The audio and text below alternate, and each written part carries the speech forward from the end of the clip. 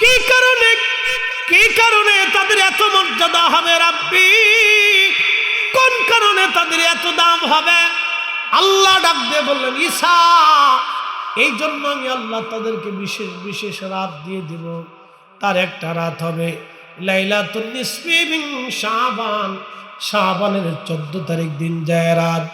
আমার আখেরি নবীর উম্মত একটা রাত্রে ইবাদত করলে আমি আল্লাহ আমার এই বান্দার 400 বছরের নেকির চাইতে বেশি নেকি আমি আমার বান্দার আমল নামায়, আখেরি নবীর উম্মতের আমল নামায় দিয়ে দেব। শুধু আমার নবী আখেরি নবীর উম্মতের জন্য আমার রব আমার আল্লাহ এত মর্যাদা দিয়ে দিলেন। এক রাত, বারাতের রাত আল্লাহ এই রাত্রে সব উম্মতকে মাফ করে দেয়, কিন্তু 2 শ্রেণীকে আল্লাহ মাফ করে না। 1 নম্বর যারা মুশরিক, যারা পাথরের সামনে সেজদা দেয়, প্রতিমার সামনে মাথা নত করে, গাছের সামনে সেজদা দেয়, আল্লাহ ব্যতীত অন্য কাউকে খোদা মনে করে, স্রষ্টা মনে করে, আল্লাহর সাথে শরীক স্থাপন করে। আল্লাহর নবী বললেন, ইমাম নুরউদ্দিন হাইসামি মাজমুউজ জামায়াতের ভিতরে বিশুদ্ধ সনদে তিনি লেখেন, আল্লাহ সবাইরে মাফ করে, কিন্তু মুশরিক আও মুশাহিদ এবং 2 নম্বরে যারা হিংসা করে। এর উপস্পুরবাসী হযরত ঈসা রুহুল্লাহ ডাক দিলেন, আল্লাহর বান্দা 400 বছর ধরে তুমি পাথরের মধ্যে তুমি খাও কি? আল্লাহ তোমাকে খাওয়ায় কি? আল্লাহর বান্দা বললেন, হুজুর, এই যে পাথরের ভিতরে আল্লাহ আঙ্গুর গাছ লাগায় রাখছে, আমার আল্লাহ এই আঙ্গুর খাওয়াইয়া আমার 400 বছর ধরে পাথরের ভিতরে ইবাদত করায়। নুজাহাতুল মাজালিসের ভিতরে হযরত আল্লামা ইমাম সাবুরি রাহিমাহুল্লাহ তিনি লিখতেছে, ঠিক তখনই সারহুল্লাহ ডাক দেখে, রাব্বি, এর চাইতে মর্যাদাওয়ালা কোন বান্দা দুনিয়াতে আর আসেনি। আল্লাহ আল্লাহ আল্লাহ 400 বছর ধরে যিনি পাথরের মধ্যে ইবাদত করলেন, কোনো গুনাহ নাই, শুধু নেক আর নেক, নেকি আর নেকি, রব্বুল আলামিন এমন বান্দা আসেনি। আর আল্লাহ ডাক দিলেন, ঈসা, এর চাইতে দামি বান্দা আমি দুনিয়াতে বানাবো। বলে, আল্লাহ তারা কারা? ঈসা নবীকে আল্লাহ বলেন, ঈসা রে, তারা আমার আখিরি নবীর উম্মত। সমস্ত সৃষ্টিটাকে আল্লাহ সুন্দর করে বানাইলেন, আমাদেরকে আল্লাহ সুন্দর দিলেন। লাকাদ খালাকনাল ইনসানা ফি আহসানি তাকবীর।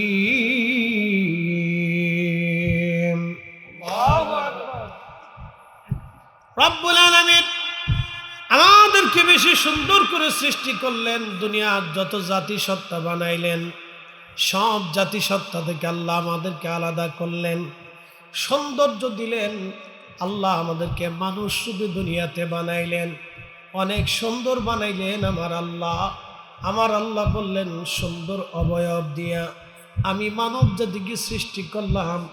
আদম আলাইহিস সালামকে যখন আল্লাহ বানাইতেছিলেন, তখন আমার আল্লাহ নিজের কুদরতি হাত দিয়া হযরত আদমের স্ট্রাকচার আল্লাহ তৈরি করেছেন। আদমের এই সুন্দর অবয়ব দেহ আমার আল্লাহ নিজের হাতে গঠন করেছেন।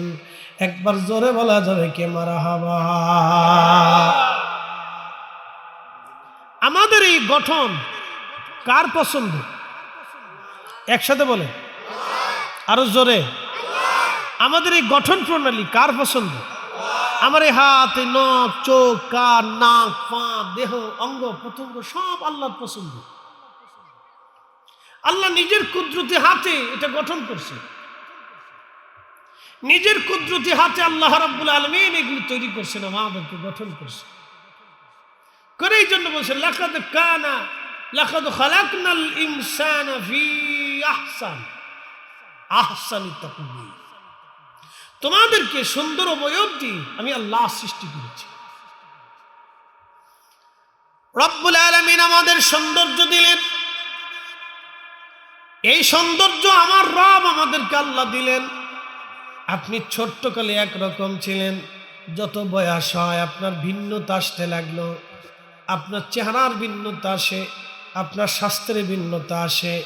যত দিন যায় যত দিন যায় যত দিন যায় যত দিন যায় যত দিন যায় যত দিন যেতে লাগলো, আপনি তত দিন যেতে লাগলো, যত দিন যেতে লাগলো, যত দিন যেতে লাগলো, তত আপনার পরিবর্তন আসতে লাগলো, চেঞ্জ হতে লাগলো, পরিবর্তন আসতে লাগলো, চেঞ্জ হতে লাগলো। যত দিন যায় আপনার পরিবর্তন হয়, চেঞ্জ হয়। একসময় আপনি বৃদ্ধ হয়ে গেলেন। আল্লাহ আল্লাহ, তার মানে অর্থ হলো আমাদের বডি, চেহারা, স্বাস্থ্য আমাদের নিয়ন্ত্রণে নাই। এই সব কিছু আমার রব, আমার আল্লাহর নিয়ন্ত্রণে। কথা বলেন ঠিক কিনা? এর পুষ্পবাসী মনোযোগ দিয়ে শুনে যাবেন। যেহেতু এশার নামাজের পরপরই আমার সময়, আমি আমার সময় এসে গেছে, আপনারাও এসে গেছেন। আমাদের পরবর্তী বক্তাও সময় মতো এসে যাবে। আমার দায়িত্ব আপনাদেরকে বুঝিয়ে যাওয়া, কেন পৃথিবীতে আল্লাহ আমাদেরকে বানাইলেন, কেন আদর করে আল্লাহ বানাইলেন। আল্লাহ বানাইলেন কত জাতি, হইল না তার প্রেম প্রীতি, ঠিক কিনা? অবশেষে মানুষ বানায় প্রেমের কারণে, প্রেমের ডোরি বান্ধরে মা দিনার শোনে। বাবুই পাখি, একটা পাখি বাসা বানায়। কি বানায়? বাবুই পাখি বাসা বানায়। আপনি তার বাসাটার কাছে যে দেখবেন এত সুন্দর করে সুরূপন ভাবে সে বাসা বানাইলো। বাসার ভিতরে পানি যায় না, রৌদ্র যায় না, বাতাস ঢুকে না, একেবারে নিশ্চিন্তভাবে কত চমৎকার করে বাবুই বাসা বানাইলো। ভিতরে আবার তালা তালা রুম রুম করে বানাইলো, যেন শত্রুর আক্রমণ থেকে রক্ষা হতে পারে। আচ্ছা বলেন তো, এই বাবুই পাখির বাসা বানানোর কৌশল কি আমরা শিখাইলাম না আল্লাহ দিছে? মনোযোগ দিয়ে কথা শুনবেন। আমাদের দেশে বলে কাঠ ঠোকরা একটা পাখি আছে, আছে না? ওটার কি বলে আপনাদের দেশে? কাঠ ঠোকরা। আচ্ছা, কাঠ ঠোকরার মুখের মধ্যে দেখবেন কত শক্ত মজবুত, সে টুকরায় টুকরায় কাঠ ছিদ্র করে। আপনি বুঝেন তো তার মুখের এই কাঠ ঠোকরার এই মুখের উপরে যে শক্ত একেবারে হাড় মজবুত, যেটা একবারে আঘাত করে করে করে করে গাছ ফুটা করে ফেলে, এটারে এই শক্ত করে বানাইয়া এই পাখার বাসা বানানোর মতো কৌশল এই মিস্ত্রি আমরা বানাইছি না আল্লাহ বানাইছে? একসাথে বলেন আল্লাহু আকবার।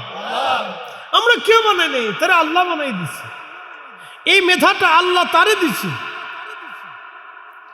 একটা মুরগি ডিমের উপরে 22 দিন তা দেয়, 22 দিন পর্যন্ত ডিমের উপরে বসে থাকে। এই সময় সে পর্যাপ্ত পানি খায় না, খাবার খায় না, ডিমের উপরে বাই মুরগিটা বসে থাকে। এখন প্রশ্ন করি, জবাব দিবেন। ডিমের উপরে মুরগিটা বসে থাকে 22 দিন, তার বাচ্চা ফুটাইতে হবে, বাচ্চা লালন পালন করতে হবে, বাচ্চারে খাওয়াইতে হবে। এই বিদ্যা আমরা দিছি না আল্লাহ দিছে? আল্লাহ আল্লাহ আল্লাহ। এই জন্য আল্লাহ বললেন ফাবি আই আলা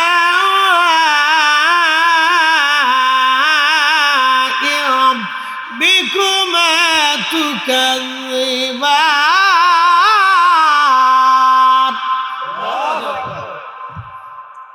হে মানুষ আর জিন, তোমরা বলো আল্লাহর দেওয়া কোন কোন নিয়ামত তোমরা অস্বীকার করবা? তোমরা বলো আল্লাহর দেওয়া কোন কোন নিয়ামত অস্বীকার করবা? তোমরা বলো।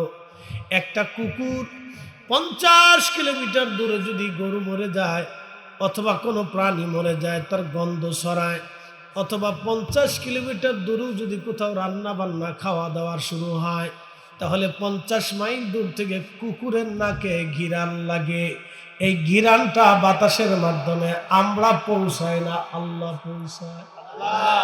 কুকুরের নাকে রাডার কি আমরা দিছি না আল্লাহ দিছে? আল্লাহু আকবার। একটা মশা বাসে কতদিন? একসাথে বলেন, আমি এক এক করে বলতেছি, খালি আপনারা শুনবেন আর বুঝবেন যে আল্লাহ কি আর আমাদের করণীয় কি। কথা ঠিক আছে না? যে আল্লাহ কি আর আমাদের করণীয় কি, আমি এক এক করে বলতেছি, আপনারা বুঝেন, শুধু শুনবেন আর উত্তর দিবেন, মনোযোগ দেন। একটা মশা 2.5 দিন বাঁচে। এই 2.5 দিনের হায়াত পেয়ে মশা কানের কাছে যেমনি জোরে জোরে জোরে জোরে ডাক দেয়, তো মনে হয় যে পারমাণবিক বোমা মারতে হয়েছে। আর যদি 50 বছর হায়াত পাইতো, তাহলে আপনার আর মশারিও থাকতো না দেশে, মশারিতেও কোলাইতে পারতেন না। কথা ঠিক আছে না? দাবরাই ধরে ডাকাতের মতো এসে আপনার ঘরের তে এসে রক্ত শুষে গিয়ে খাইয়ে চলে যেত। দিবি নাকি? দিতে হবে। আল্লাহ তারা 2.5 দিন হায়াত দিচ্ছে। একটু চিন্তা করে, এই 2.5 দিনের হায়াত কিন্তু রব্বুল আলামিন তাকে এমন একটা বিদ্যা দিয়ে দিল, আল্লাহ তার মগজে এমন একটা বিদ্যা দিল, এমন নাকের ঘ্রাণ শক্তি আল্লাহ তারে দিয়ে দিল। আপনার রক্তের গ্রুপ কি মশা এটা জানে।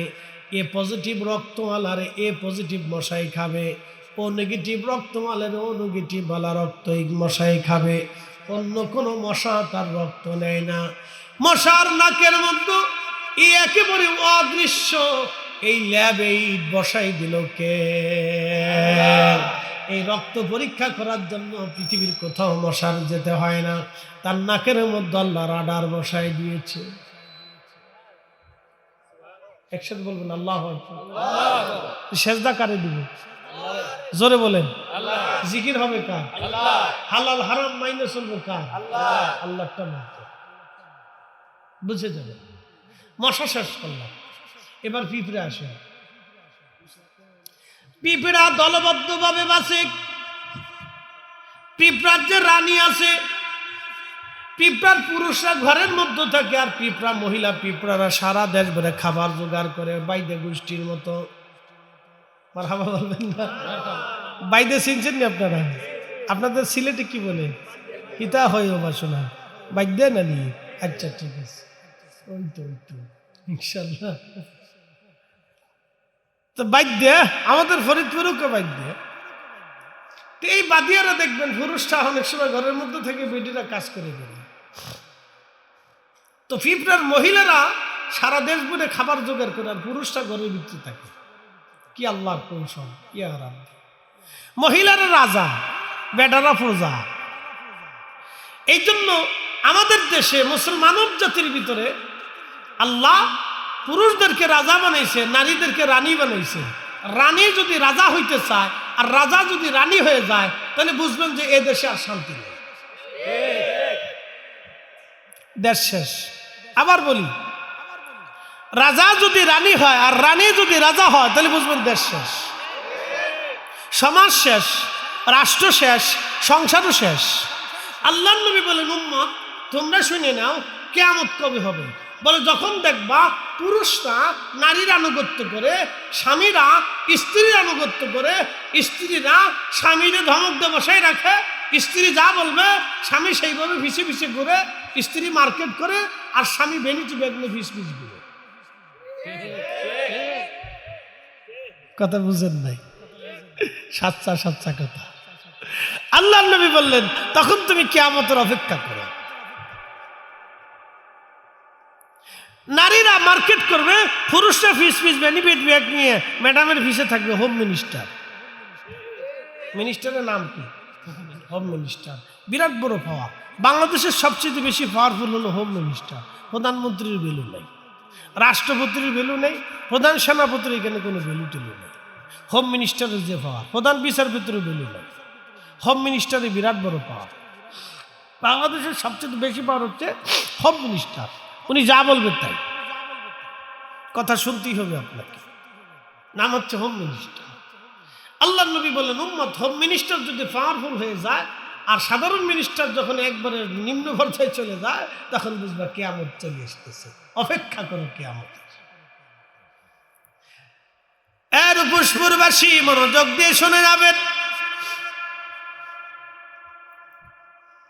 পিঁপড়ার নারী সমাজ কর্তৃত্ব করে আর পুরুষরা ঘরের মধ্যে থাকে, তারা বাচ্চা কাচ্চা ফুটায়। খুব মনোযোগ দিবেন। কিন্তু পিঁপড়াদের একটা দল আছে, তারা রাজার কথা অনুযায়ী চলে, রাজার কথার বাহিরে তারা যায় না, দলবদ্ধভাবে তারা থাকে, দল ছাড়া হয় না। বন্যার সময় সিলেটে দেখবেন সারা বন্যাতে কোটি কোটি মন পানি দিয়ে সারা এলাকায় পানির নিচে ডুবে যায়, কিন্তু আবার পরবর্তী 3 মাস পরে পিঁপড়া, সারা অঞ্চলে পিঁপড়া দেখবেন। এত পিঁপড়া কোথার থেকে আসলো? এত বন্যার মধ্যে পিঁপড়া কোন জায়গা ছিল? আচ্ছা বলেন, বন্যার ভিতরে পিঁপড়াদেরকে বাঁচাই কে? বলে ওরা কেমনে বাঁচে? প্রচন্ড বন্যা যখন হয় তখন ওরা পানির মধ্যে ভাসতে থাকে, পাতার উপরে ভাসে।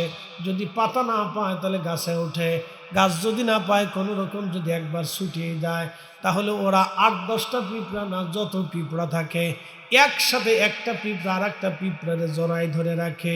কোনো পিঁপড়ারে ছাড়ে না, সবাই সবাইকে জড়াই ধরে রেখে পানির উপরে তারা ভাসতে থাকে।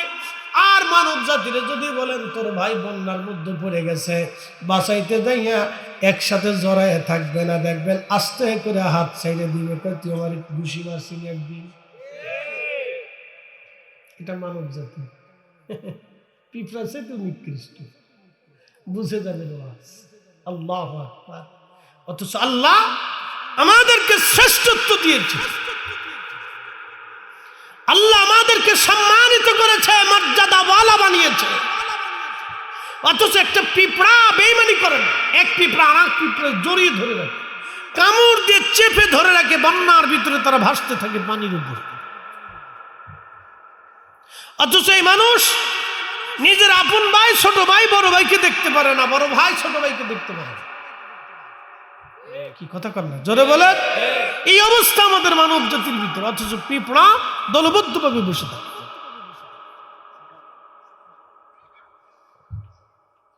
আর পুষ্পরবাসী মনোযোগ দিবেন। পিঁপড়ার গল্প শোনাইলাম, মশার কাহিনী শোনাইলাম।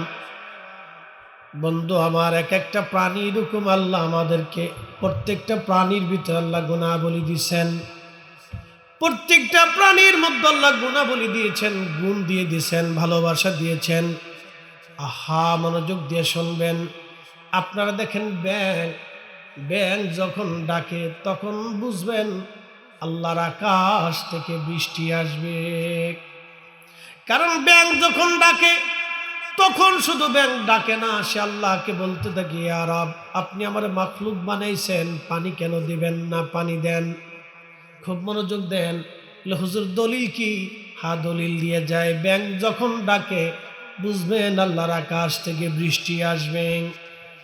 আর উপোসপুরের মুসলমান, আপনি ভাবেন শুধু আপনি কান্নাকাটি করেন, আমার আল্লাহর না, আল্লাহ সৃষ্টি ব্যাঙ ডাকাডাকি করে। দেখবেন আপনার ওই যে ব্যাঙের কথা বলছিলাম, এরকম প্রত্যেকটা প্রাণীর কথা আমি আপনাদেরকে শোনাই দিয়ে যাই। বলে হুজুর কেন শোনাইতেছেন? এখান থেকে অনেক কিছু শিখার আমাদের আছে।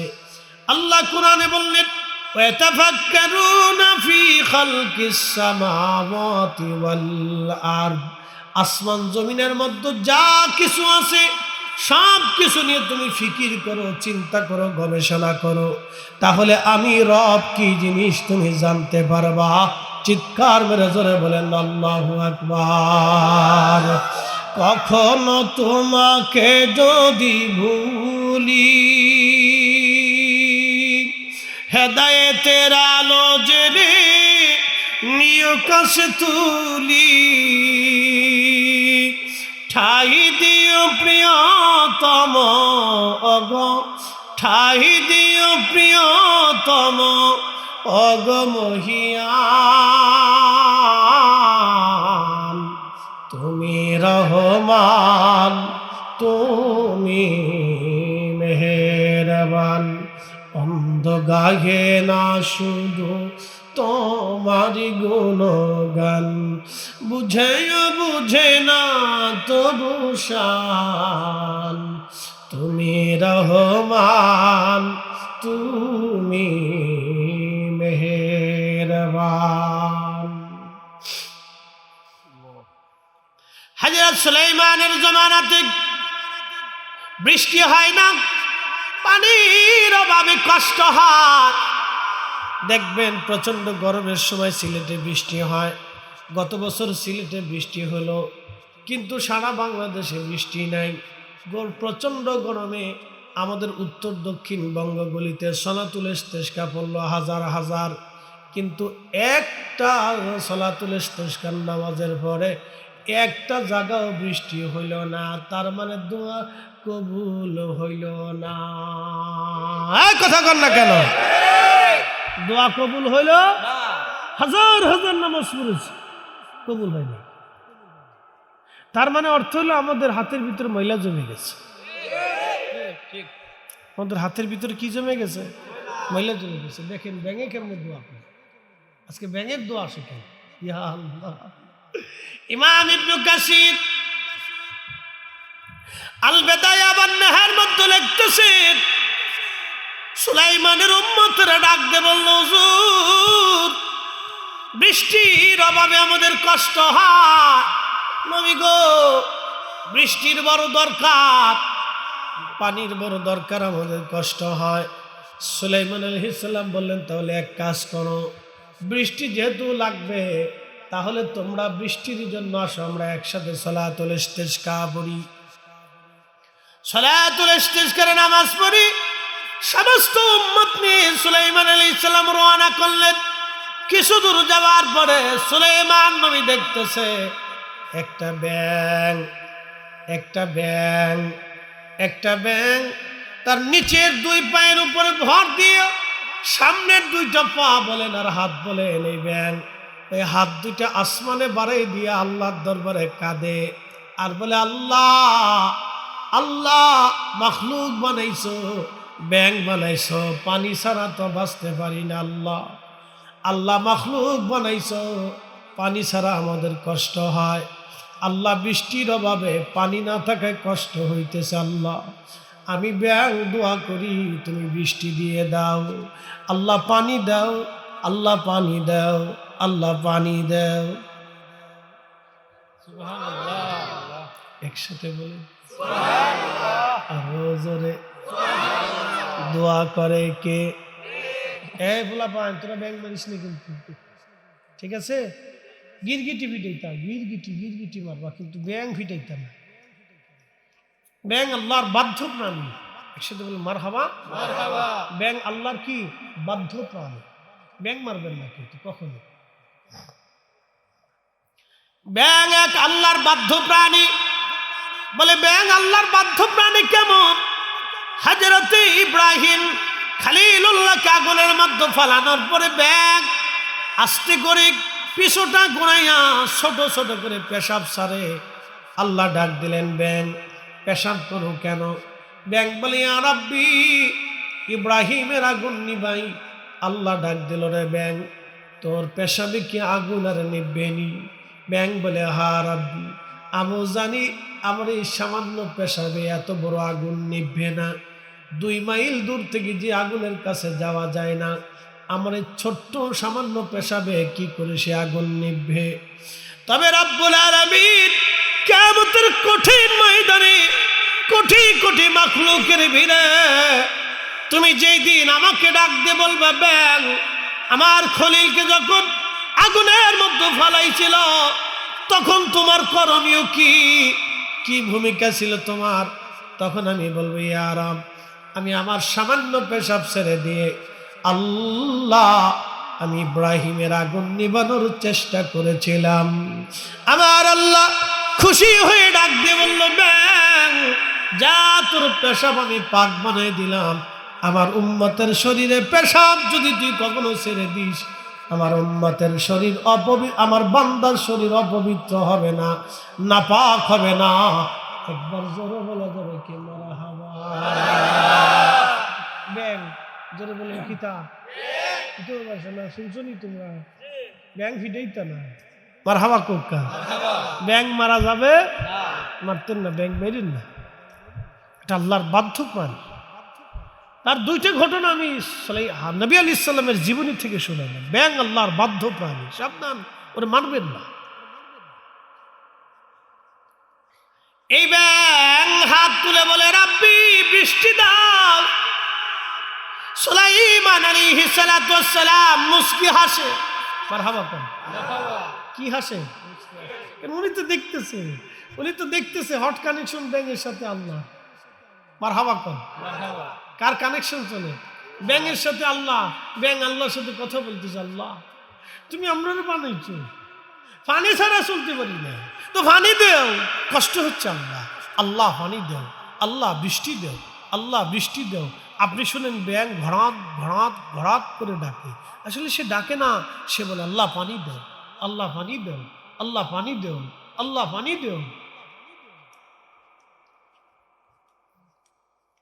কখনো তোমাকে যদি ভুলি,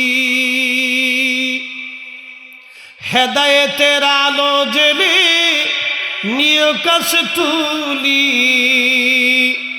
ঠাই দিও প্রিয়তম অগমহিয়ান।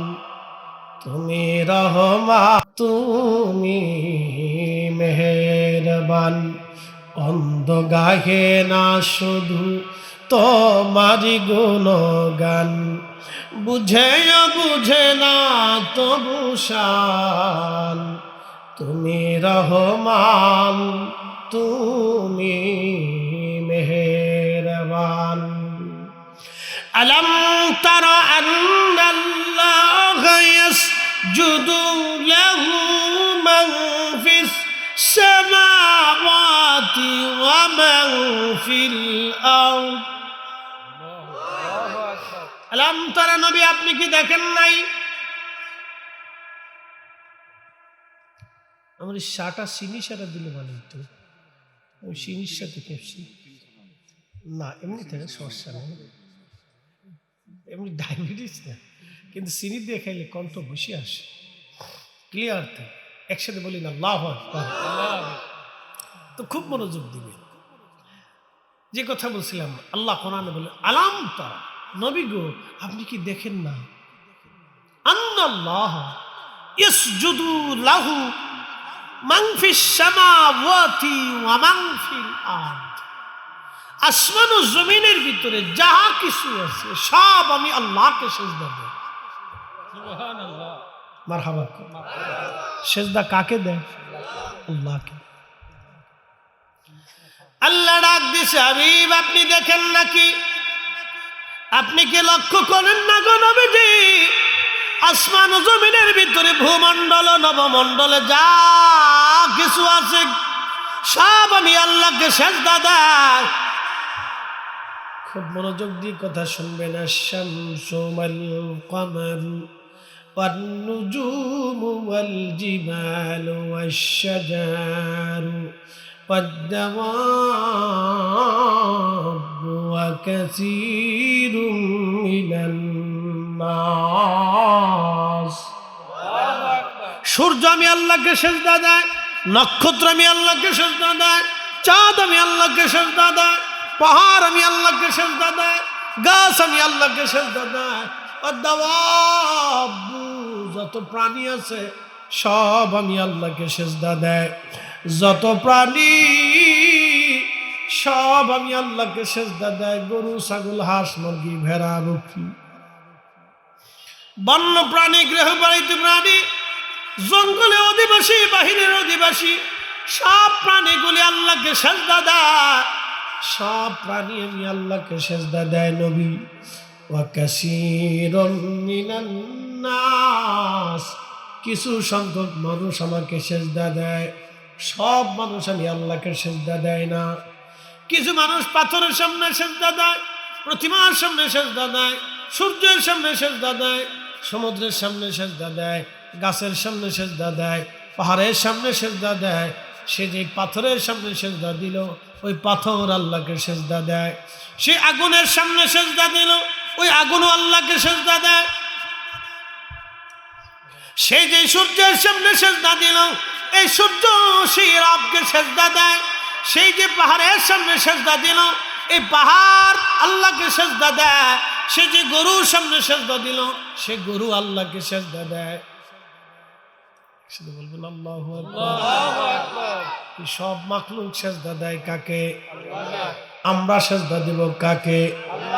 বুঝে যাবেন বন্ধু। এই জন্য নামাজ নামাজ নামাজ নামাজ। এই ওয়াজের পরে আজকে থেকে নিয়ত করে যাবেন, ইয়া রব আর কখনো তোমার সেজদা বাদ দেব না। আহা, একটা ব্যাঙ আল্লাহরে ডাকে, আল্লাহ পানি দাও পানি দাও পানি দাও। সুলাইমান নবী মুস্কি হাসি দিয়ে বললেন, উম্মতেরা ফিরে চলো, আমাদের সালাতুল ইস্তিসকার নামাজ পড়া লাগবে না। বলে কেন হুজুর? বলে যেই জন্য নামাজ পড়তে যাব তো বৃষ্টির জন্য। বলে হা, তো বৃষ্টি আসলেই তো সারে। বলে হুজুর নামাজ পড়লাম না, দোয়া করলাম না, কেমনে বৃষ্টি হবে? বলে ও আমার উম্মতেরা, তোমাদের দোয়া করার আগে আমি দেখতেছি একটা ব্যাঙ দুই হাত বাড়াইয়া আল্লাহর দরবারে হাত তুলে কাঁদতেছে বৃষ্টির জন্যে। আজকে আল্লাহ ব্যাঙের দোয়া কবুল করে নিয়েছে, ব্যাঙের কারণে আজ বৃষ্টি হবে। অতএব তোমরা চলো, দোয়া করা লাগবে না আর নামাজও পড়া লাগবে না। আমরা সালাতুল ইস্তিসকার আর প্রয়োজন হবে না। আমরা যেই জন্য নামাজ পড়বো সে কাজ ব্যাঙে সেরে দিয়েছে। তোমরা চলো। একবার জোরে বলা যাবে কি মারহাবা? আল্লাহু আকবার। ব্যাঙ দোয়া করে কার কাছে? আমরা করব কার কাছে? আমরা করি কার কাছে? তো ওরা কারা যারা দোয়া বন্ধ করার জন্য উঠে পড়ে লাগলো? ওরা কারা? কি কথা বললো? জোরে বলেন। ওরা কারা যারা আজকে দোয়ার উপরে বেদাতের তবকা দিয়ে সিলমোহর মারিয়া সমাজ থেকে মুসলমানদের দোয়া কেড়ে নিতে চাচ্ছে? ওরা কারা? যারা মুসলমানের এই পরম ইবাদত আল্লাহর সাথে কথা বলা, দোয়া মানে আল্লাহর সাথে কথা বলা। বান্দা যখন হাজত কার কাছে কয়? আল্লাহ আপনি দেন, আল্লাহ আপনি আমাকে দেন। আমি তো ভিখারি, কত ঠিক আছে না? আমরা কি ভিখারি না? আমরা সবাই আল্লাহর দরবারে ভিখারি। তা আমরা চাবো তো আল্লাহর কাছে। তো বান্দা তো বিনয় বিনয় বিনয় বিনয় আল্লাহর কাছে চায়, আর আল্লাহ খুশি হয় বান্দা চা। যত চাবি তত দিব, যত চাবি তত পাবি, যত চাবি তত পাবি, যত চাবি তত পাবি। ব্যাঙে চাইয়ে বৃষ্টি নামাইলো, আর আমরা চাইলে বেদাত হয়, আমরা হাত বাড়াইলেই বেদাত হয়। একা করলেও একা করাই ভালো, জমাতে করলে বেদাত হয়। আরে আল্লাহর দরবারে হাত বাড়াই একা দোয়া করলে যদি দোয়া হয়, তাহলে জমাতে করলেও দোয়া হয়। দেশে শয়তান বিরাট উপরে ভর করছে। এই যে কয়েকদিন পরে আগামীকালকে বরাতের রাত আসতেছে, আসতেছে না? কিসের রাত আসে? বারাতের রাত। দেখবেন এই বহু শয়তান বাপরে বাপ উঁচু করে লাগছে, মসজিদ ঠেলা মেরে দাও, বন্ধ করে দাও, এ রাত্রে কিচ্ছু নাই, সব বেদাত। শয়তানের চিন্তা করে 1450 বছর আমি যা পারি না, ওরা টুপি মাথায় দিয়ে কাজ সেদি করছে।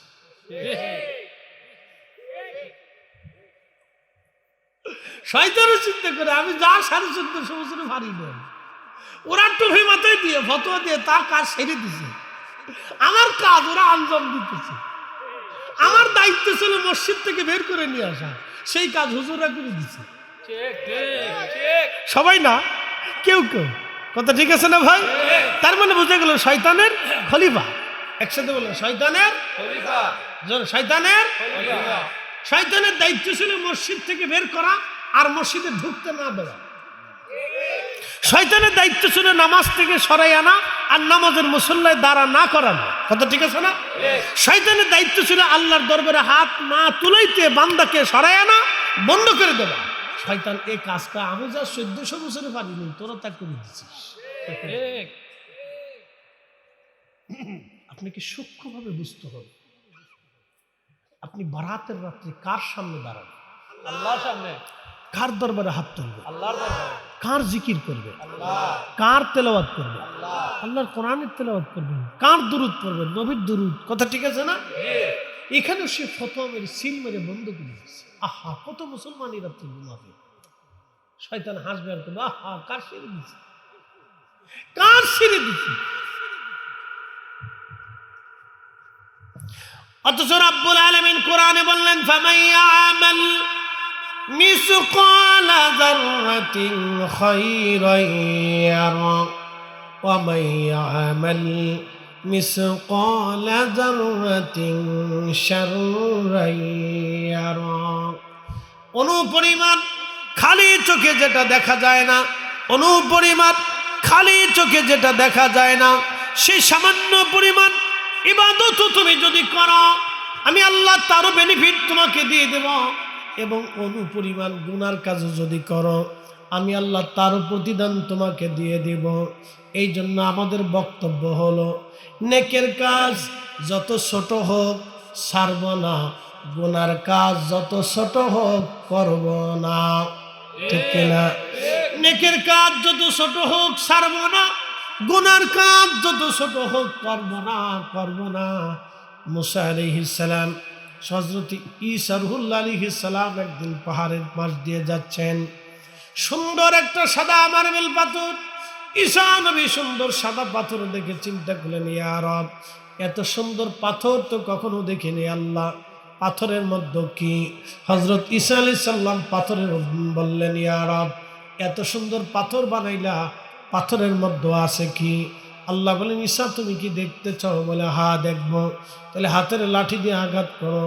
ঈসা রুহুল্লাহ হাতের লাঠি দিয়ে আঘাত করলেন। আঘাত করার সাথে সাথে পাথরের মাঝখান থেকে ভেঙ্গে দুইটা টুকরা হয়ে গেল। ঈসা নবী লক্ষ্য করলেন একজন আল্লাহর বান্দা সবুজ একটা লাঠির উপরে ভর দিয়ে দাঁড়ায় দাঁড়ায় আল্লাহ আল্লাহ আল্লাহ আল্লাহ জিকির করে। আল্লাহ নবী ঈসা বললেন, ওহে আল্লাহর বান্দা, পাথরের মধ্যে তুমি করো কি?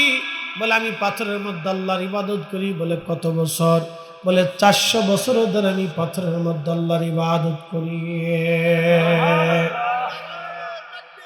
আল্লাহু আকবার, ইয়া রাসূলুল্লাহ, জিন্দাবাদ। মনোযোগ দেন। কত বছর? 400 বছর। কিসের ভিতরে? পাথরের ভিতরে। আল্লামা ইমাম সাবরি নুজহাতুল মাজালিসের মধ্যে তিনি লেখেন, 700 বছর পাথরের ভিতরে। এখন প্রশ্ন করতে পারেন, ফরিদে হুজুর, পাথরের ভিতরে মানুষ কি করে বাঁচে? অক্সিজেন নাই, হাইড্রোজেন নাইট্রোজেন কিচ্ছু নাই, সব মুক্ত, বাতাস নাই, কি করে সম্ভব? এখন আপনাকে প্রশ্ন করি, জবাব দিবেন, মুরগার ডিমের মধ্যে মুরগি বাঁচায় কে? আল্লাহ। ঠিক। কি কথা কন না কেন? ঠিক। মুরগার ডিমের ভিতরে মুরগা কে বাঁচায়? মুরগি মুরগি মুরগি, বাচ্চা বাচ্চা, ডিমের ভিতরে বাচ্চা কে বাঁচায়? আর এরপরে যখন এটা বেরোয় আসতে চাই, তখন মাথাটা ধাক্কা দিয়ে ফোটা করে উঁচা করে, কে আমি আসি কিন্তু, ঠিক। হ্যাঁ আমি আসি কিন্তু, ভিতরেতে বেরোয় আসে। কিন্তু তার আগে আল্লাহ তার এই মুরগির ডিমের ভিতরে বাঁচায় রাখছি। ইয়া রব, আপনি একটু চিন্তা করেন তো, একটু চিন্তা করলে, আপনার একটু গবেষণা করলে বুঝতে পারবেন, মুরগির ডিমের ভিতরে মুরগি বাঁচাইলে আমার আল্লাহ, আমার রব, আমার আল্লাহ, আমার আল্লাহ 4 রঙের মশলা দিয়া, 4 রঙের মশলা দিয়া যে কইরাছে তোর গঠন, 4 রঙের মশলা দিয়া। আগুন পানি মাটি বাতাস একই যোগে করিয়া প্রকাশ। আগুন পানি মাটি বাতাস একই যোগে করিয়া প্রকাশ। দেখিলি না তুই কইরা তালাশ, ওরে দেখিলি না তুই কইরা তালাশ, কোন জায়গা সে মহাজন, 4 রঙের মশলা দিয়া, 4 রঙের মশলা দিয়া যে কইরাছে তোর গঠন, 4 রঙের মশলা দিয়া।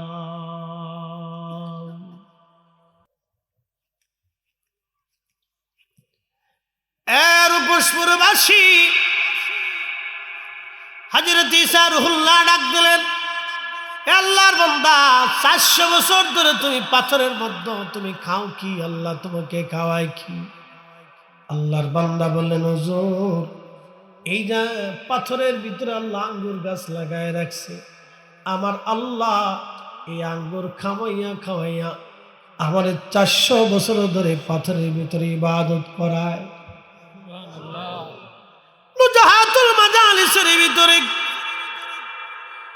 হযরত আল্লামা সাবুরি রাহিমাহুল্লাহ তিনি লিখতেছে, ঠিক তখনই সারহুল্লাহ ডাক দেখে, রাব্বি এর চাইতে মর্যাদাওয়ালা কোন বান্দা দুনিয়াতে আর আসেনি।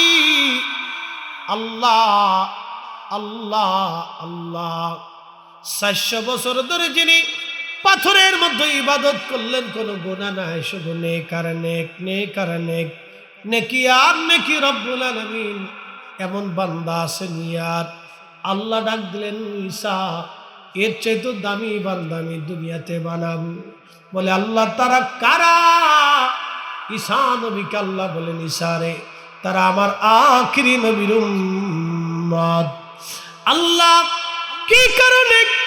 কি কারণে তাদের এত মর্যাদা হবে রাব্বি? কোন কারণে তাদের এত দাম হবে? আল্লাহ ডাক দিয়ে বললেন, ঈসা এই জন্য আমি আল্লাহ তাদেরকে বিশেষ বিশেষ রাত দিয়ে দিব। তার একটা রাত হবে লাইলাতুন নিসফি মিন শাবান, শাবানের 14 তারিখ দিন যায় রাত। আমার আখেরি নবীর উম্মত একটা রাত্রে ইবাদত করলে আমি আল্লাহ আমার এই বান্দার 400 বছরের নেকির চাইতে বেশি নেকি আমি আমার বান্দার আমল নামায়, আখেরি নবীর উম্মতের আমল নামায় দিয়ে দেব। একসাথে বলি আরো জোরে, ত্রিভুবনের প্রিয় মুহাম্মদ বলেন, ত্রিভুবনের প্রিয় মুহাম্মদ এলো রে দুনিয়ায় রে, সাগর আকাশ বাতাস আয় রে সাগর।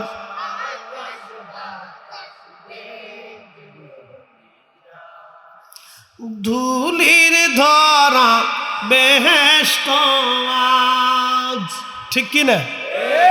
ধুলির ধরা বেহেশত আজ জয় করিল দিল রে লাজ। আজকে খুশির ঢল নেমেছে ধূসর সাহারায় রে, সাগর আকাশ বাতাস দেখবি যদি আয় রে, সাগর আকাশ বাতাস দেখবি যদি আয়।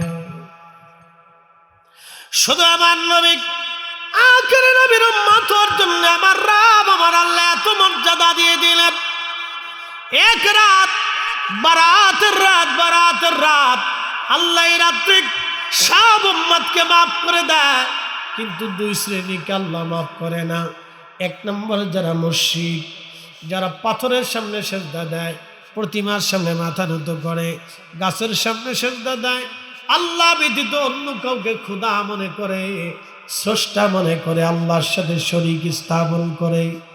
আল্লাহর নবী বললেন, ইমাম নুরউদ্দিন হাইসামি মাজমুউজ জামায়াতের ভিতরে বিশুদ্ধ সনদে তিনি লেখেন, আল্লাহ সবাইরে মাফ করে, কিন্তু মুশরিক আও মুশাহিদ এবং 2 নম্বরে যারা হিংসা করে, হিংসা, জোরে বলেন কি? আরো জোরে, জোর হয় না কেন? জোরসে বলো। এই এক কারণে বাঙালি পিছিয়ে পড়ে গেছে।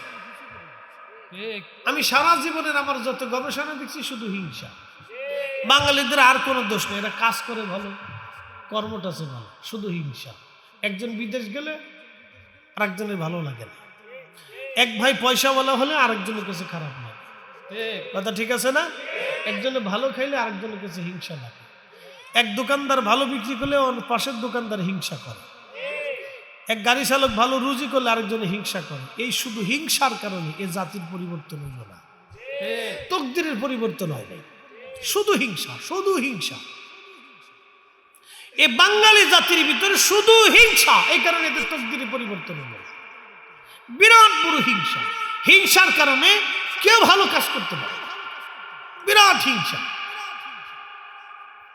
অনেক বড় হিংসা। আপনি চলে যান ইউরোপে, পাবেন না হিংসা। তারা কাজ করে সময় পায় না, একজন আরেকজনের পিছনে লাগে না।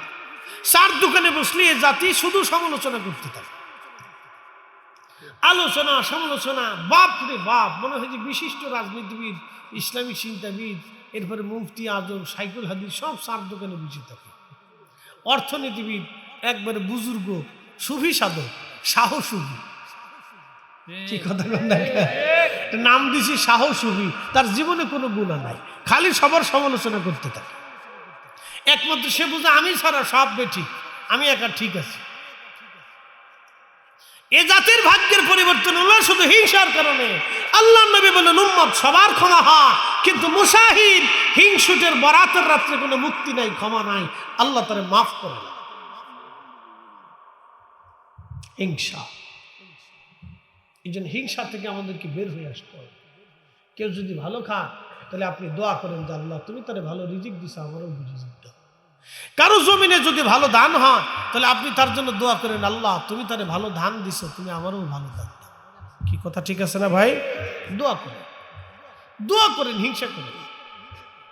হিংসা থেকে বের হয়ে আসতে হবে, সবাইকে হিংসা থেকে বের হয়ে আসতে হবে। এই যে হিংসার রাজনীতি শুরু হয়েছে আজও পর্যন্ত যায় না। রাজনীতির ভিতরে হিংসা, ধর্মীয়গতভাবে হিংসা, বিরাট বড় হিংসা, হিংসা হিংসি চলতেছে। পিরালির ভিতরে হিংসা, গাড়ি চালকদের হিংসা, ব্যবসায়িকদের হিংসা, শ্রমিকদের হিংসা, কৃষকদের হিংসা, গ্রামে গ্রামে হিংসা, পাড়ায় পাড়ায় হিংসা, ভাই বোনে হিংসা, ভাইয়ে ভাইয়ে হিংসা, আত্মীয় স্বজনে হিংসা। কথা কর না কেন? বোঝা গেল বরাতের রাত্রে ক্ষমা পাওয়ার লোক খুব কম আছে। কথা কর না কেন? বোঝা গেল বরাতের রাত্রে ক্ষমা পাওয়ার লোক খুব কম আছে হিংসুটার কারণে। হিংসা, জোরে বলেন কি? হিংসা। আরো জোরে বলেন কি? হিংসা, হিংসা, হিংসা। এই কারণে কত উম্মতের ক্ষমা হবে না। আর মহিলাদের কথা কই তো লাভ নেই, এরা বিরাট বড় বুজুর্গ, একবারে সমাপর আবু আবুসরির মতো। এর কোনো অপরাধ নাই, কোনো দোষ নাই। তিন ভাই একসাথে 25 বছর কাটালে ঝগড়া হলো না, বিয়ে করার পরে যুদ্ধ লেগেছে, বিরাট যুদ্ধ। বাপরে বাপ, একজন আরেকজনের চেহারা দেখে না, জানাজাও যাবার চায় না, খবরের পাশেও যায় না। এই জন্য মহিলারা সব রাবিয়া বসছে, আমি তাকে দোষ টোষ দিব না। এই ভিডিও শুনবে তো এখানে তাদের দোষ টোষ দেওয়ার দরকার নাই, তারা খুব নিষ্পাপ ভালো লোক, আল্লাহ তাদেরকে ভালো রাখুক, আমরা দোয়া করি। ঠিক আছে না? দোয়া করি আল্লাহ তাদেরকে ভালো রাখুক। সব রাবিয়া মুসলিম, কোনো অপরাধ নেই, কোনো অপরাধ নেই। শুধু অপরাধ হলে ফান খাওয়ার বেডি, যে ফান খায় আর খালি গ্রাম করে ঘুরে বেড়ায়, আর খালি এই বেডির সাথে এই বেডি, ওই বেডির সাথে ওই বেডি, ওই পাড়া ওই পাড়া, ওই পাড়া ওই পাড়া, দুনিয়ার কিসে গাইতে থাকে। হিংসা, খুব মারাত্মক হিংসা। মহিলাদের হিংসা এতই পরিমাণে যে একজন ভালো একটা শাড়ি পরলেও হিংসা করে। কি কথা ঠিক আছে না ভাই? খালি হিংসা। যদি আপনি আপনার বউয়ের সামনে অন্য বেডির প্রশংসা করেন তো আপনার জান শেষ।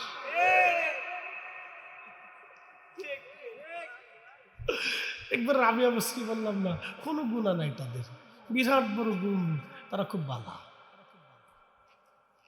যদি খালি একবার আপনার স্ত্রীর সামনে অন্য বেটির প্রশংসা করেন তো শেষ। তো একবারে মরার একদিন পর্যন্ত আপনার এই খোঁটা শুনতেই হবে। তাহলে আপনি তৈরি থাকেন, লিখিতভাবে নিয়ে নেন যে মরার একদিন পর্যন্ত মানে আমাকে শুনতেই হবে। প্রস্তুতি নিয়ে থাকবেন, মাথা ঠান্ডা রাখবেন, শুনবেন আর হাসবেন, আর কিছু করতে পারবেন না। হিংসা, কথা কন না কেন? ঠিক কিনা? হিংসা।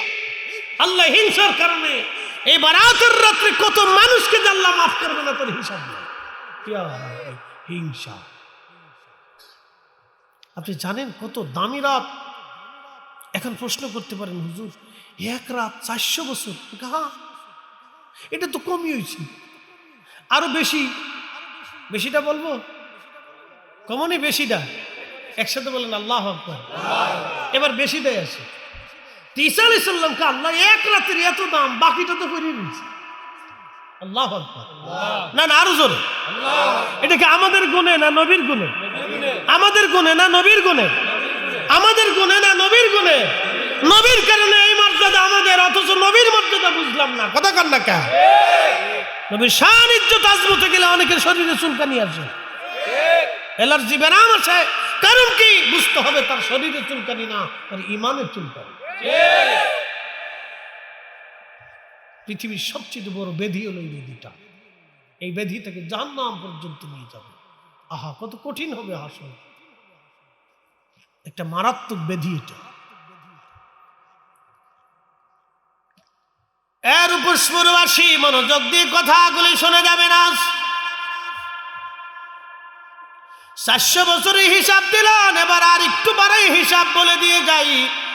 ঈসা নবী বললেন, আল্লাহ এক রাতের এত দাম যদি হয়, বাকি রাতের বাকি মর্যাদার কথা তো এখনো বলোই নাই। আল্লাহ তাহলে আমার ওই নবীর উম্মত বানাও। আল্লাহ আমার ওই নবীর উম্মত বানাও। হযরত ঈসা নবীর দোয়া আমার আল্লাহ কবুল করে নিয়ে বলেন, হাই ঈসা, তোমাকে ওই নবীর উম্মত বানাই দিলাম। কিয়ামতের ময়দানের আগে তুমি আসবা পৃথিবীতে। ইমাম মাহদী যখন দুনিয়াতে আসবে, তাকে সাহায্য করার জন্য আল্লাহ আসমান থেকে, চতুর্থ আসমান থেকে আমার আল্লাহ ঈসা নবীকে 2 ফেরেশতার কাঁধে ভর দেওয়ায় ঈসাকে নামাবে।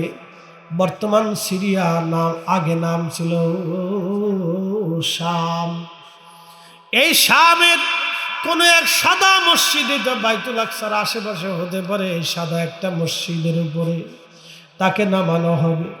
ওখান থেকে ঈসা রুহুল্লাহ মার্চ করে মুসলমান নিয়ে বাইতুল্লাহতে আসবে। ইমাম মাহদী আলাইহিস সালাতু ওয়াস সালাম বাইতুল্লাহে দাঁড়ানো থাকবে। নামাজের সময় ঘনিয়ে যাবে। ঈসা নবী বাইতুল্লাহতে হেরেমের মধ্যে তিনি ঢুকবেন। কাবা শরীফের সামনে হযরত ইমাম মাহদী দাঁড়ানো। ইমাম মাহদী জায়নামার মুসল্লা থেকে সরে এসে বলবেন, আপনি আল্লাহর নবী ছিলেন, জলিল কদর রাসূল ছিলেন, অতএব আপনি নবীর উম্মত হয়ে পৃথিবীতে আসেন। ঈসা রুহুল্লাহ, আপনি আজকে হেরেমে নামাজ পড়াবেন, আমরা সব মুসলমান আপনার পিছনে নামাজ পড়ব। ঈসা নবী ডাক দিবেন, ও মাহদী, ইমাম মাহদী, আমি ঈসা রুহুল্লাহ যদিও রসুল ছিলাম, নবী ছিলাম, কিতাবধারী রসুল ছিলাম, কিন্তু এই উম্মতের মর্যাদা দেখে আমি উম্মত হওয়ার বাসনা নিয়ে এসেছি। আমি এই উম্মতের মর্যাদা দেখে এই উম্মত হওয়ার বাসনা নিয়ে দোয়া করেছি, আল্লাহ কবুল করেছে। আল্লাহ আমাকে পৃথিবীর শেষ প্রান্তে তোমার সাহায্যের জন্য দুনিয়াতে পাঠাইল আমার আল্লাহ। ওগো মাহদী, আমি উম্মতের ইমাম হওয়ার জন্য আসি নাই। মাহদী, তুমি নামাজ পড়াবা, আমি এই উম্মতের ইমামের পিছনে নামাজ পড়ার জন্য এসেছি। আজকে আমি মুসল্লি হব, তুমি না ইমাম হবা। চিৎকার মেরে বলেন আল্লাহু আকবার। এই একসাথে বলেন আল্লাহু আকবার। নারে রিসালাত, ইয়া রাসূলুল্লাহ, আহলে সুন্নাত ওয়াল জামাত জিন্দাবাদ, জিন্দাবাদ। আল্লামা মুফতি জহির ইসলাম ফরিদী সাহেব জিন্দাবাদ, জিন্দাবাদ। আল্লাহকে যে পাইতে চায়, হযরতকে ভালোবেসে, আরশ কুরসি লৌহ কলম না চাহিতেই পেয়েছে সে। আল্লাহু সাল্লি আলা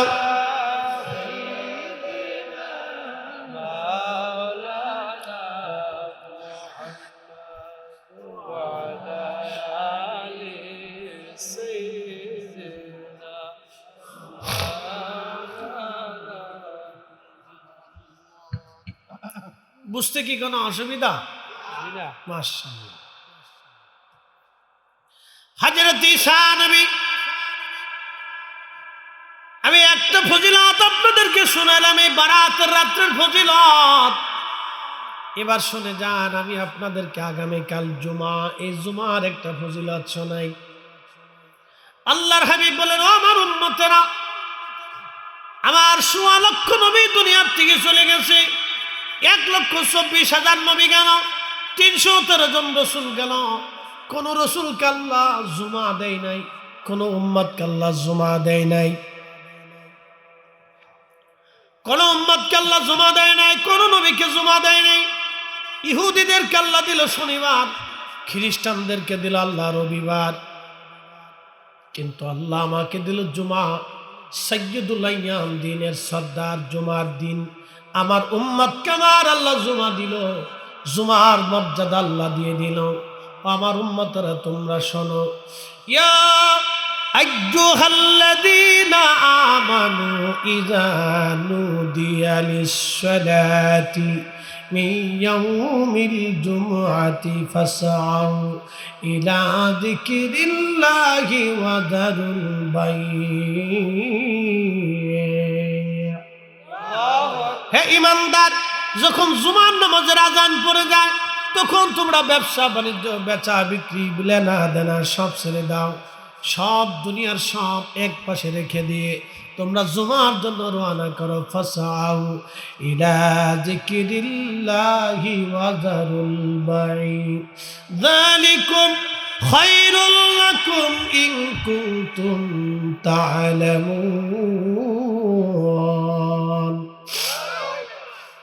এই ঈমানদার, জুমার নামাজে চলে আসো, দেরি করবা না, বাড়িতে থাকবা না, ব্যবসা বাণিজ্য ছেড়ে দাও, লেনা দেনা ছেড়ে দাও, কাজকর্ম ছেড়ে দাও, আহা কেনা বেচা ছেড়ে দাও, সব ছেড়ে দি তুমি নামাজের জন্য রওনা করো। সহিহ সুনানুত তিরমিজিতে বিশুদ্ধ সনদে নবী বলতেছেন, আমার উম্মত যখন জুমার নামাজের জন্য রেডি হবা, গোসল করলা, পাক সাফ হয়ে উত্তম পোশাক পরে রওনা করবা। মনে রাখবেন, আমি জুমার দিনে যে পোশাক পরি, ওয়াজে সেই পোশাক পরি, ঈদের দিনে সেই পোশাক আমি পরি। আমি সবসময় উত্তম পোশাক পরার চেষ্টা করি, নর্মাল পোশাক আমি কখনো পরি না। জুমার দিনেও যেই পোশাক, মাহফিলেও সেই পোশাক, ঈদের দিনেও আমি সেই পোশাক পরি।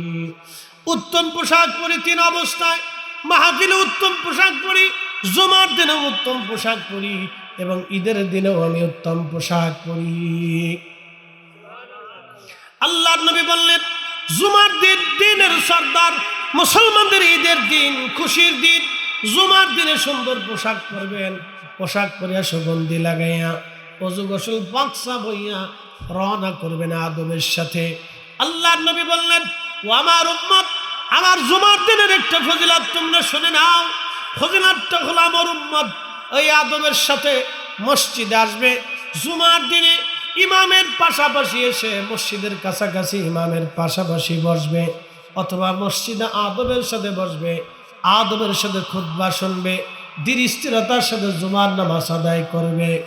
নামাজ শেষ করে আমার উম্মত স্থিরতার সাথে ধীরে ধীরে ধীরে ধীরে পায়ে হেঁটে যাবে, পায়ে হেঁটে আবার আদবের সাথে বাড়ি চলে আসবে। আল্লাহর নবী বলেন, আমার উম্মত প্রত্যেক কদমে কদমে 1 বছর ইবাদত করলে যে নেকি হবে, 1 বছর রোজা রাখলে যেই নেকি হবে, প্রত্যেক কদমে কদমে আমার রাব, আমার আল্লাহ,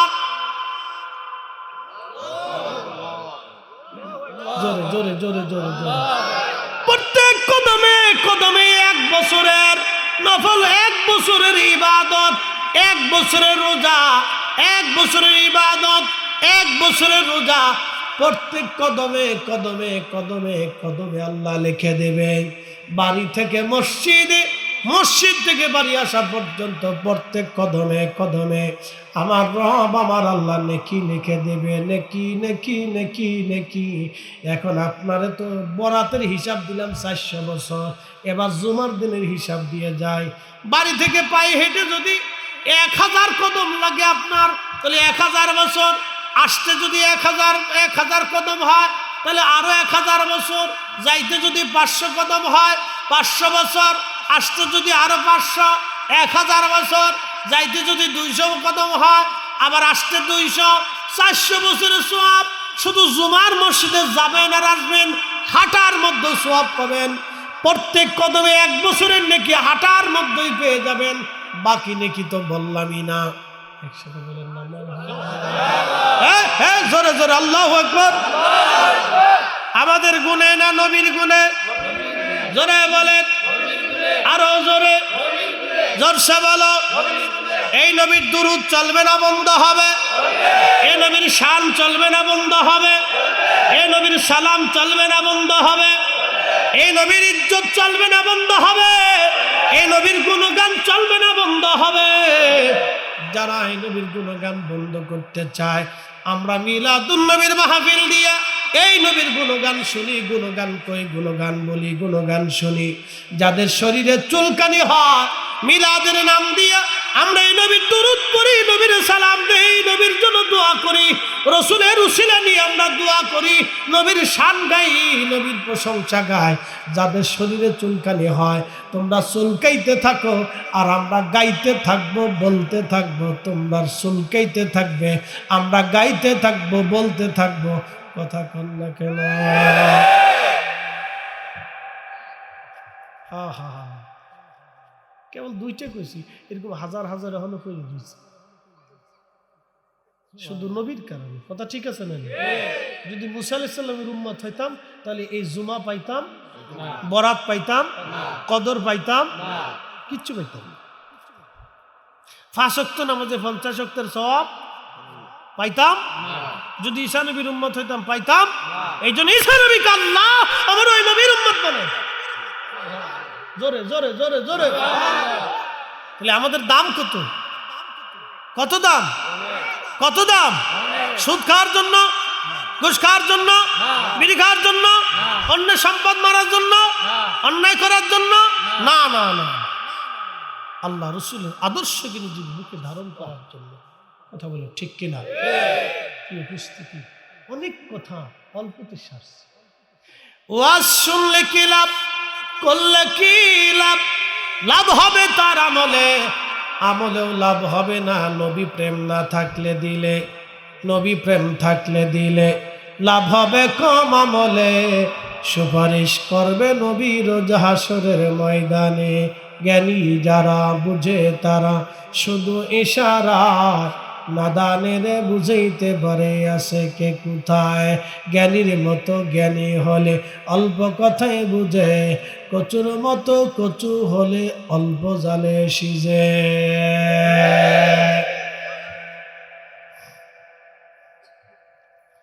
এ মুসলমান, আহা, আমি শুধু আপনাকে নবীর উম্মতের ফজিলত শুনাইলাম, শুধু সামান্য ফজিলত শুনাইলাম, বাকিটা এখনো বলা হয় নাই। বাকি আরো কত ফজিলত পড়ে আছে। ইয়া রাব্বি, ইয়া আল্লাহ, এই নবীর উম্মত হওয়া ভাগ্যের ব্যাপার, মর্যাদার ব্যাপার। আল্লাহ আমাদেরকে এত বড় সম্মানিত করলেন, এত বড় মর্যাদাওয়ালা করলেন। আজকে থেকে নিয়ত করে যাবেন, সামনে মাহে রমজান আসতেছে, মাহে রমজান আসতেছে।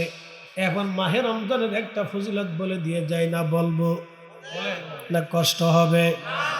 মাহে রমজান এত ফজিলত আল্লাহ রমজানে দিয়ে দিলেন। প্রিয় নবী বললেন, আমার উম্মত কেউ যদি মাহে রমজানে রোজা রাখে, রোজা যদি রাখে, ঈমান ইহতিসাবের সাথে যদি রোজা রাখে এবং তারাবির নামাজ পড়ে, যথাযথ মর্যাদায় তারাবির নামাজ পড়ে, রাত জেগে জেগে যদি তারাবি পড়ে, তাহাজ্জুদ পড়ে, আমার উম্মত তোমরা শোনো, মায়ের পেট থেকে বের হয়ে আসা একটা সন্তান যেমন একেবারে নিষ্পাপ, মাহে রমজান শেষ হওয়ার আগে আমার উম্মতকে আল্লাহ ওই রকম নিষ্পাপ বানায় দেবে। গুফিরা লাহু মা তাকাদ্দামা মিন যানবিহি, আমার রাসূল বললেন তার জীবনের সব গুনাহ মাফ মাফ মাফ মাফ। একসাথে বলা যাবে কি? মারহাবা। একসাথে বলেন কি? মাফ। কি রাখলে? রোজা রাখলে। কিসের সাথে? ঈমান ইহতিসাবের সাথে। সুদের টাকা দিয়ে না, ঘুষের টাকা দিয়ে না, অন্যের মাল কেড়ে খাওয়ার টাকা দিয়ে রোজা রাখা যাবে না। কথা ঠিক আছে না? হালাল খাবার দিয়ে। যদি বলেন কি খাবার? হালাল খাবার। এ মুসলমান, হালাল খাবার দিয়ে রোজা রাখেন, হালাল খাবার দিয়ে ইফতার করেন, তারাবির নামাজ আদায় করেন। কয় রাকাত? 8 রাকাত না 20 রাকাত? যারা 8 টাকাত বানাইলো ওরা নামাজ চোর, মসজিদে জুতা চোরও যায়। আমার ঢাকাতে আমার হাউজিং এর মসজিদ হাজার হাজার মুসল্লি হয়, 4 থেকে 5,000 মুসল্লি প্রত্যেক জুমায় হয়। বাজান হাউজিং এর তো সব কোয়ালিটির মানুষ আছে, ধনী থেকে দরিদ্র সব ধরনের মানুষ এখানে আছে, বুজুর্গ থেকে দুষ্ট, কোনো কিছুই বাদ নাই। প্রত্যেক জুমাতে জুতা চুরি হয়, চোর ধরা যায় না, প্রত্যেক জুমাতে চুরি হয়, প্রত্যেক জুমাতে জুতা চুরি। তো জুতা যারা চুরি করে তারা চেষ্টা করে জুতা মোতা বেশি বিড়ি টিড়ি গাঁজা মাজা খায়, কথা ঠিক আছে না? ওরা নিয়ে ওই গুলিস্তানের ওই পারে নিয়ে জুতা বিচ্ছি দেয়। আর এই গুলিস্তানে একটা মার্কেট আছে সুরাই মার্কেট, মার্কেটই সুরাই মার্কেট, মার্কেট আছে জাকাতের মার্কেট, কত কোয়ালিটির মার্কেট, সুরাই মার্কেট, জাকাতের মার্কেট, হ্যাঁ মার্কেটের শেষ নয়, খয়রাতি মার্কেট, কত কোয়ালিটির মার্কেট। তো মনোযোগ দেন, কথা শুনবেন। তো প্রত্যেক জুমাতে জুতা চুরি, প্রত্যেক জুমাতে। তো মসজিদে জুতা চোর আছে, নামাজ চোর আছে, কথা কন না কেন? হযরত ওমর তারাবির নামাজ চালু করলেন 10,000 সাহাবীর উপস্থিতিতে, 10,000 সাহাবীর উপস্থিতিতে তিনি তারাবি চালু করলেন 20 টাকাত। হযরত শাহজালাল ইয়ামানি দেশে আসলেন 750 বছর আগে, 360 জন আল্লাহর ওলি নিয়ে আসলেন। যদি তারাবির নামাজ 8 টাকাত হতো তাহলে হযরত শাহজালাল ইয়ামানি 360 জন আল্লাহর ওলি তিনারা 8 টাকাত তারাবি এই জমিনে বাস্তবায়ন করিয়া যাইত। তারা যে 20 টাকাত করছে, এ সিলেটের মুসলমান, হবিগঞ্জের মুসলমান, এটা কি বানিয়েছুন না? বানিয়াচুঙের মুসলমান, তাহলে শুনে যাবে না, আমরা কারো ফতোয়া মানব না, শাহজালাল 360 আউলিয়াটাই ঠিক। এবার মক্কা মদিনা থেকেও যদি বড় হুজুর আসে তাকে মানা যাবে না, কারণ শাহজালালের জুতা টানার যোগ্যতাও হয় না। হাত উঁচু করে বলেন ঠিক কি না? কোন সন্দেহ আছে? তেলের গাড়ি তেলে চলে, হাওয়ার গাড়ি হাওয়ায় উড়ে, বিনা তেলে চালাই গাড়ি নবী সুলাইমান, আমরা সেই মুসলমান।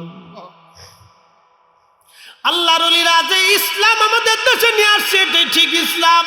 এই ইসলামে মারামারি নাই, কাটাকাটি নাই, রক্তপাত নাই, খুন খারাপি নাই, অন্যের মাল কেড়ে খাওয়া নাই, অন্যের সম্পদ মেরে খাওয়া নাই, অন্যের বাড়ি ভাঙা নাই, অন্যের বাড়িতে আগুন দেওয়া নাই, অন্যের সম্পদ চুরি করা নাই। এত সুন্দর ইসলাম আল্লাহর ওলিরা আমাদেরকে দিয়ে গেলেন।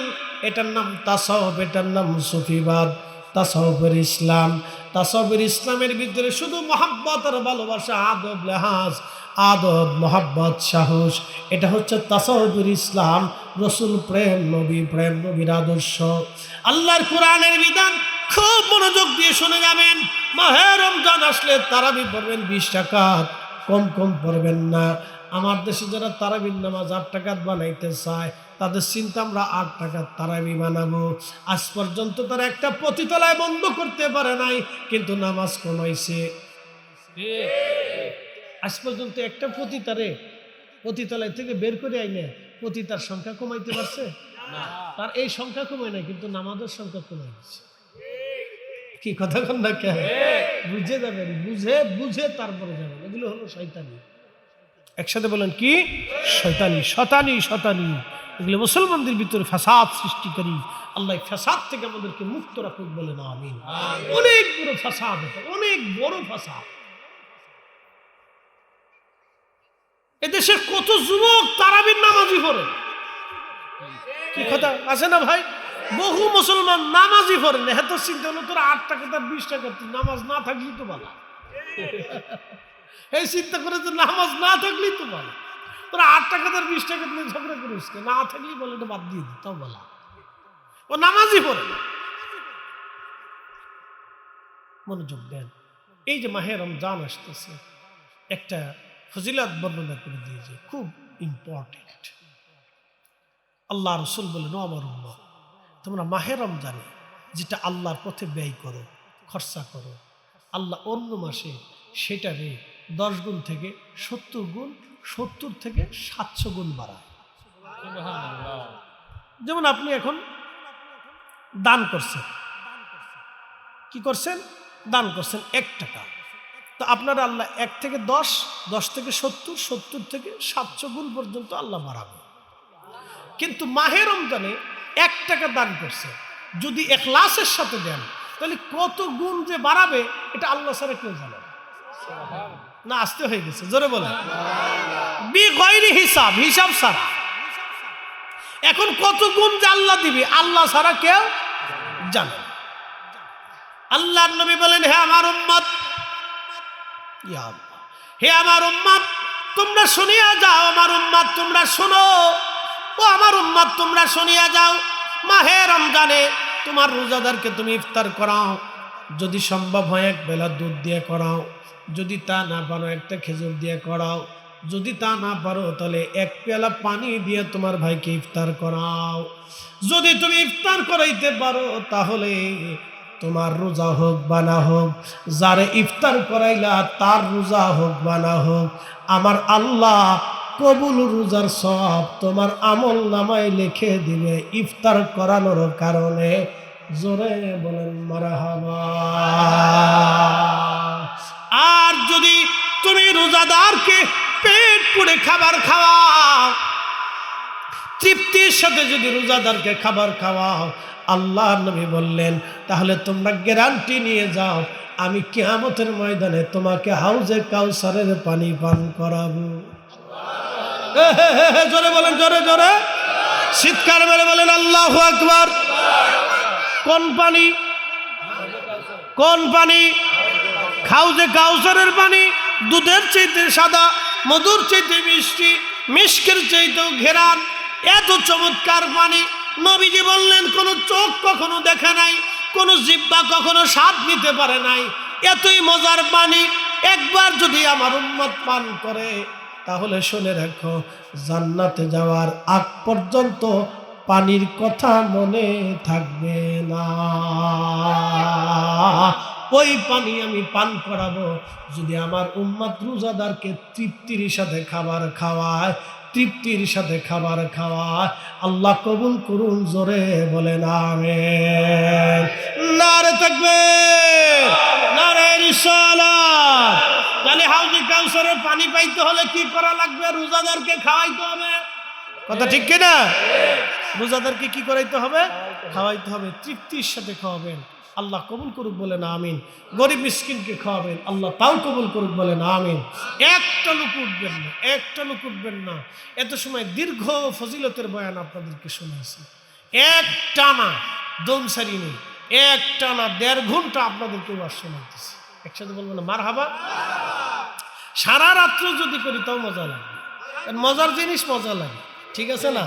আর যাদের ইমান মজবুত তারা এই আরো মজা লাগে, কারণ আল্লাহ কোরআনে বলছেন ওয়াইদা তুলিয়াত আলাইহিম আয়াতুহু যাদাতুহুম ঈমানা। আমার ওয়াজ যখন, আমার কথাগুলি, আমার আয়াতসমূহ যখন তেলাওয়াত করা হয় তখন ইমানদার যারা তাদের ইমান বাড়তে থাকে, বাড়তে থাকে। এই জন্য বাড়িতে কোরআন খতম দিবেন, কোরআন পড়াবেন। এই যে মাহে রমজান আসতেছে, বেশি বেশি করে কোরআন শরীফ পড়বেন, বেশি বেশি করে বাড়িতে কোরআন তেলাওয়াত করবেন, আর অধিক পরিমাণে বাড়িতে কোরআন খতম দিয়াবেন। হাফেজদেরকে ডেকে এনে কোরআন খতম দিয়াবেন, কোনো নিষেধ নাই, কোনো বেদাত নাই। বেশি বেশি করে কোরআন শরীফ পড়াবেন, বেশি বেশি করে মরহুম মরহুমাদের জন্য দোয়া করাবেন। সাবধান, যতদূর পারেন এই মাসে, যত বেশি পারেন রমজানে তত বেশি আল্লাহর কাছ থেকে চাইয়ে নেবেন। সাবধান, কোনো বেদাত টেদাত